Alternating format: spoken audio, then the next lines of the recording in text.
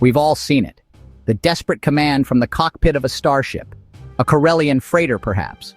The frantic flip of a switch, the pull of a lever. Stars, once distant points of light, stretch into brilliant streaks. The ship lurches with a flash, it vanishes into a swirling tunnel of pure energy. This is the jump to hyperspace, a cornerstone of science fiction, the promise of crossing unimaginable distances in the blink of an eye, making a vast, sprawling galaxy feel like a neighborhood. It allows heroes to outrun empires and explorers to chart unknown worlds. A beautiful, thrilling, utterly captivating idea, the dream of faster-than-light travel, breaking free from the cosmic chains that bind us to our solar system. In cinematic moments, the laws of physics seem to melt away. A simple calculation, a quick repair to the hyperdrive motivator, the journey from a desert planet to a forest moon takes mere hours, not millennia. In 1905, a young patent clerk named Albert Einstein published a series of papers that would forever change our view of the universe. He gave us a new framework for understanding reality, a theory known as special relativity. And within that theory, he revealed a fundamental rule of the cosmos, a kind of universal speed limit. This cosmic speed limit is the speed of light in a vacuum, a staggering 299,792 kilometers per second, or about 186,282 miles per second. It's a number we often abbreviate with the letter CE. Nothing with mass, Einstein showed, can ever reach this speed, let alone surpass it. Think about it. Light from the sun takes a little over 8 minutes to reach Earth. A beam of light could circle our planet more than 7 times in a single second. It is an almost incomprehensible velocity. Yet, according to Einstein, this is the ultimate speed. It's not a technological barrier that we can one day engineer our way past, like the sound barrier. It is woven into the very fabric of space-time itself. It's a law of nature as fundamental as gravity. This one simple, elegant idea acts as the great gatekeeper of the cosmos, dictating where we can go and how fast we can get there. This concept stands in stark opposition to the world of Star Wars, where the Millennium Falcon zips from Tatooine to Alderaan in what seems like no time at all. Einstein's theory of relativity doesn't just set a speed limit, it explains why that limit exists. And the reason is one of the most famous equations in all of science, E equals mc squared. This equation tells us that energy mass are two sides of the same coin, they are convertible. You can turn mass into a tremendous amount of energy. Nuclear power plants, stars. But it also works the other way around. Energy can, in a sense, become mass.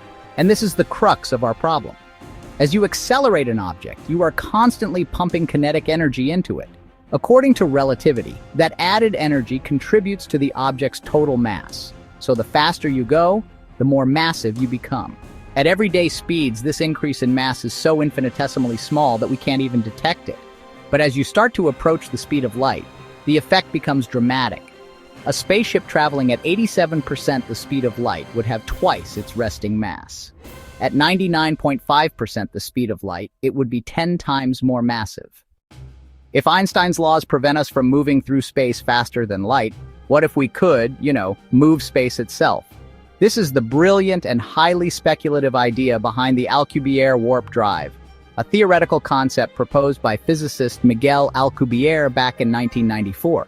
The idea doesn't break the law of special relativity. Instead, it kind of cleverly exploits a loophole in Einstein's other great theory, general relativity. General relativity tells us that massive objects can bend and warp the fabric of space-time. This is what we experience as gravity. The Alcubierre drive suggests we could actually do this on purpose. Imagine your starship is sitting inside a bubble of normal, flat space-time. The drive would work by contracting the space-time in front of the bubble and at the same time expanding the space-time behind it. The ship itself isn't moving through space in the traditional sense. It's more like a surfer riding a wave on the fabric of reality. The space in front of you shrinks, and the space behind you grows, pushing your bubble forward. From inside the bubble, you would feel no acceleration at all.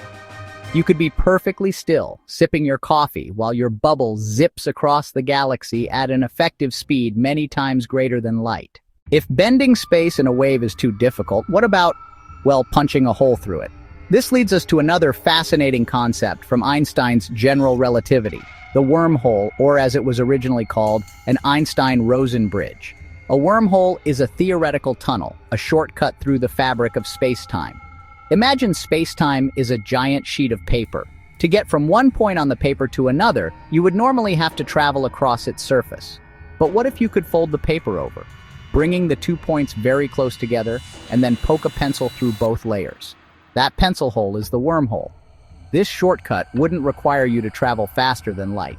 You would enter one mouth of the wormhole and emerge from the other mouth, located somewhere else in the universe, almost instantaneously. The journey through the tunnel could be very short, even if the two mouths are separated by millions of light years in normal space. This method, like the Alcubierre drive, circumvents the cosmic speed limit. However, according to our current understanding, naturally occurring wormholes, if they exist at all, would likely be microscopic on the scale of subatomic particles. Even if you found one, it would be unstable. It would snap shut in an instant, likely before even a single photon of light could make it all the way through. Let's compare these wild theoretical ideas to what we see in our favorite space sagas. When Han Solo boasts that the Millennium Falcon made the Kessel Run in less than 12 parsecs, he's famously, maybe even intentionally, confusing a unit of distance with a unit of time. But the implication is clear. The ship's powerful hyperdrive allowed it to take a dangerous shortcut. This sounds a lot more like a wormhole than an Alcubierre drive. The ship didn't just point itself at its destination and travel in a straight line. It navigated a specific treacherous route through an alternate dimension or a series of space-time tunnels. In the Star Wars universe, hyperspace is often treated as a parallel dimension that coexists with our own. Ships enter it, travel for a while, and then re-emerge in normal space. This requires a hyperdrive and a navicomputer. A navicomputer calculates a safe route, avoiding mass shadows of stars and planets. Those mass shadows could pull a ship out of hyperspace with catastrophic results. This separate dimension idea is a convenient narrative device, but it has no direct analog in modern physics. So, where does this leave us? Are we forever trapped in our cosmic neighborhood, destined only to gaze at the stars through telescopes? It is easy to look at the challenges, the infinite energy, the need for exotic matter, and conclude that faster-than-light travel is simply impossible. And based on everything we know today, in the year 2025, that is the most rational conclusion. The laws of physics, as we currently understand them, have posted a clear no trespassing sign at the speed of light. But science is a story of overturned conclusions. A few centuries ago, the most brilliant minds would have told you that flying was impossible for humans, that splitting the atom was a fantasy, and that traveling to the moon was the stuff of madmen. Our understanding of the universe is a work in progress. We are still uncovering the deepest secrets of reality. Concepts like dark matter and dark energy show us that the vast majority of the universe is made of stuff we don't understand at all. Who is to say that within these great cosmic mysteries we won't find something that changes the game entirely? Perhaps exotic matter is not impossible, just rare. Perhaps a future breakthrough in quantum physics or our understanding of gravity will reveal a new way to manipulate space-time. The theories of Alcubierre and Einstein-Rosen bridges are our first tentative steps into a much larger intellectual world. They are the equivalent of early drawings of flying machines with flapping wings. They might be wrong in their details, but they point us in a direction. The human spirit is defined by its refusal to accept limits. We are explorers by nature. We look at the vast, dark ocean of space not as an impassable barrier, but as the next frontier. The stars are waiting.